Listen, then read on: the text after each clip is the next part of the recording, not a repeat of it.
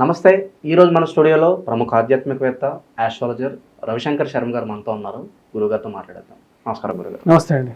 మే 14 నుంచి జూన్ 1, 2026 వరకు కూడా గురుగ్రహ సంచారం జరుగుతుంది. మరి దీని కారణంగా వృషభ రాశి వారి పరిస్థితి ఎలా ఉంటుంది? ఈ గురుగ్రహ సంచారం వీళ్ళకి పాజిటివ్ అంటారా, నెగిటివ్ అంటారా గురుగారు? ముఖ్యంగా ఈ వృషభ రాశి వారికి వచ్చేటప్పటికి అత్యధికమైనటువంటి ఫలితాలు ఇవ్వగలుగుతుంది. ఎందుకంటే ఇక్కడ మనం గమనించినట్లయితే జన్మరాశిలోకి సంచారం చేస్తున్నటువంటి గురువు సువర్ణమూర్తి మే 14వ తారీఖున రజితమూర్తిగా మారబోతున్నాడు అన్నమాట. రజితమూర్తిగా మారబోతున్నటువంటి గురువు మే 14వ తారీఖు నుండి అక్టోబర్ 18వ తారీఖు వరకు అంటే రజితమూర్తిగాను, తర్వాత రాబోతున్నటువంటి అక్టోబర్ 18 నుండి తామరమూర్తిగాను మారబోతున్నాడు. తామరమూర్తిగా మారబోతున్నటువంటి ఈ యొక్క గురువు వచ్చేటప్పటికి మళ్ళీ తిరిగి రజితమూర్తిగా మిథునంలోకి రాబోతున్నాడు. అంటే అక్టోబర్ నుంచి డిసెంబర్ 5వ తారీఖున మళ్ళీ తిరిగి రాబోతున్నాడు అనమాట. ఈ యొక్క పీరియడ్ ఏదైతే ఉందో వక్రగతిలో వచ్చేటప్పటికి నవంబర్ 11 మారబోతున్నాడు అనమాట. ఇక్కడ వక్రగతి అనేది చాలా ఇంపార్టెంట్. ఇక్కడ మనం గమనించినట్లయితే ఏ సంవత్సరము గురువు ఇలా ముందుకు వెళ్ళి వెనక్కి రావటం అనేది జరగలేదు, కానీ ఈ సంవత్సరం జరుగుతున్నది. ఈ యొక్క సంవత్సరంలో ఇలా జరిగేటువంటి ఒక ప్రక్రియ వృషభ రాశి వారికి ఎక్కువగా సానుకూలమైనటువంటి ఫలితాలు పొందగలుగుతారు. వృత్తిపరంగా, వ్యాపారపరంగా అనుకూలంగా ఉంటుంది. గురుగ్రహ సంచార రీత్యా ఈ రాశి వారు కొత్త గృహం కొనడం అనేది జరుగుతుంది. మానసికమైనటువంటి సంతృప్తిని పొందగలుగుతారు. ఉద్యోగపరంగా, వ్యాపారపరంగా అనుకూలంగా ఉంటుంది. దూరంగా జరిగినటువంటి కొన్ని వస్తువులు తిరిగి పొందడం అనేది ఒక శుభ ఫలితం. ఈ రాశి వారికి, వృషభ రాశి వారికి శని యొక్క స్థితి అనుకూలమైనటువంటి ఫలితాన్ని ఇవ్వగలుగుతుంది. శని అనుకూలమైనటువంటి స్థితి, గురువు అనుకూలమైనటువంటి స్థితి, మరియు అదేవిధంగా మే 18వ తారీఖు వరకు కూడా రాహు కూడా అనుకూలంగా ఉన్నాడు. మే 18 తర్వాత కూడా వచ్చినప్పటికీ రాహు రాజ్యస్థానంలో వృషభ రాశికి పూర్తి యోగ్యకారకమైనటువంటి ఫలితాన్ని ఇవ్వగలుగుతున్నాడు. చెప్పాలంటే ఈ సంవత్సరం one of the best performer వచ్చినప్పటికి వృషభ రాశే. నెంబర్ 1 విన్నర్ వాళ్ళే అన్నమాట. ఎందుకంటే వేరే వాళ్ళు ఎవరు లేరు. వీరితో పాటు ఇంకొక రాశి చెప్పచ్చు, తులారాశిగా కూడా మనం చెప్పచ్చు అన్నమాట. కాబట్టి తులారాశి సెకండ్ పొజిషన్ ఉంటుంది కాబట్టి వృషభ రాశే ఫస్ట్ పొజిషన్గా చెప్పచ్చు. అదేవిధంగా వచ్చినప్పటికీ రాశి వారికి తామరమూర్తిలో కూడా గురువు ఉచ్చస్థానంలోకి ఉన్నాడు. ఉచ్చస్థానంలోకి వెళ్ళి వక్రగతిలోకి మారబోతున్నాడు. కొత్తగా గృహం కొనుక్కోవాలనుకున్నటువంటి వారికి అనుకూలమైనటువంటి ప్రాప్తి పొందగలుగుతారు. వివాహ ప్రయత్న సంబంధితమైన విషయాలు, సంతాన అభివృద్ధి పొందడం అనేది జరుగుతుంది. కుటుంబంలో ఒకరికి ఉద్యోగం రావడం అనేది ఒక మంచి మానసికమైనటువంటి సంతృప్తిని ఇవ్వగలుగుతుంది. మరి వాటితో పాటు ఈ రాశిలో ఉండేటువంటి వారికి ఆరోగ్యపరంగా అనుకూలత, అన్నిటికన్నా ముఖ్యం ఏంటంటే ఈ రోజుల్లో మాట చలామణి అనేది చాలా ముఖ్యం. మాట చలామణి జరగటం అనేది చాలా ముఖ్యం. సంఘంలో గౌరవము, గుర్తింపు పొందగలుగుతారు. ముఖ్యంగా పిల్లలు కూడా విద్యార్థులు ఎవరైతే ఉన్నారో, విద్యా సంస్థల్లో పనిచేస్తున్నటువంటి వారు ఎవరైతే ఉన్నారో వారికి చాలా అనుకూలమైనటువంటి ఫలితాలు పొందగలుగుతారు. పుత్ర సంతాన ప్రాప్తి కలుగుతుంది. అంటే గురువు యొక్క సానుకూలమైనటువంటి స్థితి, రజతమూర్తిగా ఉన్నటువంటి గురువు యోగ్యకారకమైనటువంటి ఫలితాన్ని ఎక్కువగా ఇస్తాడు. సువర్ణమూర్తిగా ఉన్నటువంటి గురువు కన్నా రజతమూర్తిగా ఉన్నటువంటి గురువు యోగ్యకారకమైనటువంటి ఫలితాలు ఎక్కువగా ఇవ్వగలుగుతాడు అన్నమాట.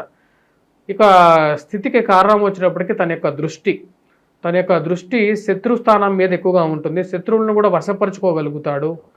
అది కూడా దాంతోపాటు ఆరోగ్యపరంగా ఇంప్రూవ్మెంట్ అనేది ఎక్కువగా ఉంటుంది. అంటే తన యొక్క దృష్టి వచ్చేటప్పటికి భాగ్య దృష్టి అష్టమాన్ని చూస్తుంటుంది అన్నమాట. సో కాబట్టి ఆ యొక్క దృష్టి రీత్యా వచ్చినప్పటికీ ఎక్కువగా సిక్ అయిపోవటము, ఏదైతే వయోవృద్ధులు ఎవరైతే ఉంటారో ముఖ్యంగా వచ్చినప్పటికీ వారికి ఆరోగ్య సమస్యలు ఎక్కువగా ఉంటాయి. ముసలి వాళ్ళకి ఆరోగ్య సమస్యలు ఎక్కువగా ఉంటాయి. గత సంవత్సరంలో కొంచెం ఎక్కువగా కష్టపడి ఉంటారు. కానీ ఈ సంవత్సరం మే 14వ తారీఖు నుంచి గురువు యొక్క స్థితి అనుకూలంగా ఉంది. ఆ గురువు అదిగాక అతిచార స్థితిలోకి వెళ్ళి వెనక్కి వస్తున్నాడు కాబట్టి దాని యొక్క ఫలితం కూడా కలిసి రావటం వల్ల ఆరోగ్యపరంగా ఇంప్రూవ్మెంట్ అనేది బాగుంటుంది. వైవాహిక జీవితంలో చాలా అనుకూలత ఎక్కువగా ఉంటుంది. సుఖ సంసారం ఉంటుంది అన్నమాట. భార్యాభర్తల మధ్య అన్యోన్య దాంపత్యం ఉంటుంది. గురువు బలం ఎక్కువగా పెరిగినప్పుడు ఏమవుతుందంటే ఆరోగ్యపరంగాను మరియు అదేవిధంగా ఫైనాన్షియల్గా ఉన్నటువంటి కన్స్ట్రైంట్స్ అనేవి తగ్గడం అనేది ఒక మంచి పరిణామం. యాక్చువల్ చెప్పాలంటే ఈ యొక్క పరిణామం అనేది వీరికి చాలా యోగ్యాన్ని ఇస్తుంది. రాజకీయ అనుకూలత కూడా ఉంటుంది అన్నమాట. ఈ సంవత్సరం ఈ రాశి వారికి ఏదైనా సరే నామినేటెడ్ పొజిషన్స్ గురించి ప్రయత్నాలు చేసేటువంటి వారికి అనుకూలమైనటువంటి ఫలితాలు పొందగలుగుతారు.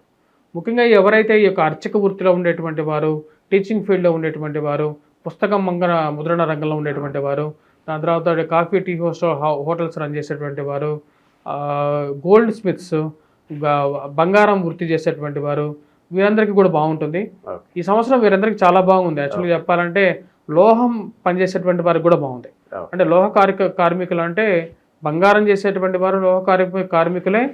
మరియు అదేవిధంగా ఎవరైతే ఈ యొక్క సిమెంట్ పనిచేసేటువంటి వారు, కాంక్రీట్స్ పనిచేసేటువంటి వారు, ఐరన్ పనిచేసేటువంటి వారు వీరికి కూడా చాలా అనుకూలమైనటువంటి ఫలితాలుగా చెప్పవచ్చు. ఓకే. వీటన్నిటితో పాటు హౌసింగ్ కన్స్ట్రక్షన్ చేసేటువంటి వారికి ఈ యొక్క సంవత్సరం చాలా అనుకూలమైనటువంటి ఫలితాలు గోచరిస్తూ ఉన్నాయి. గురుగ్రహ అనుకూలత అంటే ఎలా ఉంటుంది అనేది ఈ సంవత్సరం మీరు చూస్తారు. ఓకే. అంత అనుకూలమైనటువంటి ఫలితాలుగా గోచరిస్తూ ఉన్నది. మరి వాటితో పాటు సంతాన అభివృద్ధి పొందగలుగుతారు.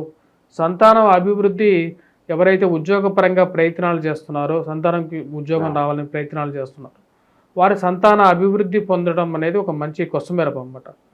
బాగా కలిసి వచ్చేటువంటి బిజినెస్ల్లో ఈ సంవత్సరం ఈ రాశి వారికి ముఖ్యంగా పెట్రోకెమికల్స్ పనికొస్తాయి, ఫార్మాస్యూటికల్ రంగంలో పనికొస్తుంది. వాటితో పాటు ముఖ్యంగా ఈ యొక్క సిమెంటు, స్టీలు బాగా పనికొస్తుంది, క్రూడ్ ఆయిల్స్ బాగా పనికొస్తాయి. వాటితో పాటు వడ్డీ వ్యాపారం బాగా పనికొస్తుంది. చీట్ల వ్యాపారం చేసేటువంటి వారు ఎవరైతే ఉంటారో వారికి కూడా బాగా కలిసి వస్తుంది. ఫైనాన్షియల్ మొబిలిటీ బాగుంటుంది, రొటేషన్ బాగుంటుంది. ఈ సంవత్సరం బాగా అభివృద్ధిలోకి చాలా రావాలి. వరకు గురుగారు ఇక్కడ మంచి ఫలితాలు ఉన్నప్పటికీ పలానా విషయంలో వీళ్ళు చాలా జాగ్రత్తగా ఉండాలంటే ఏం చెప్తారు గురుగారు? ముఖ్యంగా వచ్చేటప్పటికి ఈ రాశిలో ఉండేటువంటి వారు, ఈ వృషభ రాశి వారు వచ్చేటప్పటికి స్త్రీ విషయాల్లో కొద్దిగా జాగ్రత్తగా ఉండాలి. స్త్రీలతో వారు మాట్లాడేటువంటి మాటలకి, వ్యామోహాలకి లోనవ్వకుండా ఉండాలి. ఎందుకంటే మనిషి జీవితంలో ఈ ప్రపంచం వచ్చేటప్పటికి మాయా ప్రపంచం.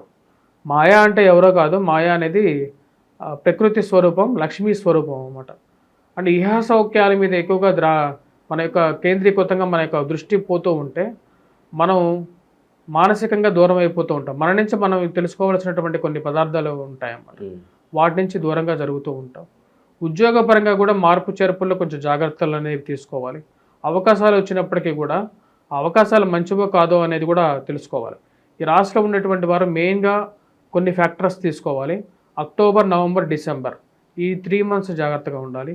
కొన్ని విషయాలు మెయిన్ డిసిషన్స్ తీసుకునేటప్పుడు, పిల్లల గురించి నిర్ణయాలు తీసుకునేటప్పుడు కానీ, కుటుంబ వ్యవహారాల్లో వివాహం జరుగుతుంది ఈ సంవత్సరం అనేది ఒక శుభ పరిణామం. యాక్చువల్గా ఇంట్లో వాళ్ళకి వివాహం జరగడం, ఎవరైనా వివాహం చేసుకోవాలనుకున్నా సరే ఈ సంవత్సరం వివాహం చేసుకోవడమే ముఖ్యం. గురువు అనుకూలంగా ఉన్నప్పుడే వివాహం చేసుకోవాలి. కష్టంలో వివాహం చేసుకుంటే అది ఇంకా కష్టాన్ని కలిగిస్తూ ఉంటుంది. కాబట్టి శుభ ఫలితాల్లో గోచారంలో గురువు మంచి స్థానంలో ఉన్నప్పుడు వివాహం జరుగుతుంది, కుటుంబ వృద్ధి బాగుంటుంది, కుటుంబంలో సంతానం కలుగుతుంది. ఓకే. ఇంక మరి ఎలాంటి రెమెడీస్ చేసుకోవాలి గురుగారు ప్రస్తుతం ఉన్న గ్రహాన్ని బట్టి వీళ్ళు? ఈ రాశిలో ఉండేటువంటి వారు ముఖ్యంగా గురుగ్రహ మంత్ర జపం చేసుకోవటం, దత్తాత్రేయ స్వామి ఆరాధన చేసుకోవటం, మరియు అదేవిధంగా వటవృక్షం చుట్టూరు ప్రదక్షిణ చేయటం. విద్యార్థులు కూడా ఆ వటవృక్షాన్ని కింద దీపారాధన చేయటం గురువారం పూట ఎక్కువగా అనుకూలమైనటువంటి ఫలితాలు వస్తాయి. వటవృక్షము అంటే రావి చెట్టు. రావి చెట్టు ఆకులను కూడా స్వస్తిక్ మార్క్ వేసేసి, అంటే గంధాన్ని అనిత్యం గంధాన్ని పెట్టుకోవాలి. ఆ గంధాన్ని మరియు అదేవిధంగా కుంకుమని కలిపి స్వస్తిక్ మార్క్ వేసేసి ఇంట్లో పెట్టుకొని పూజించుకుంటే మంచి అనుకూలమైనటువంటి ఫలితాలు పొందగలుగుతారు. చాలా బాగా వివరించారు గురుగారు. ధన్యవాదాలు.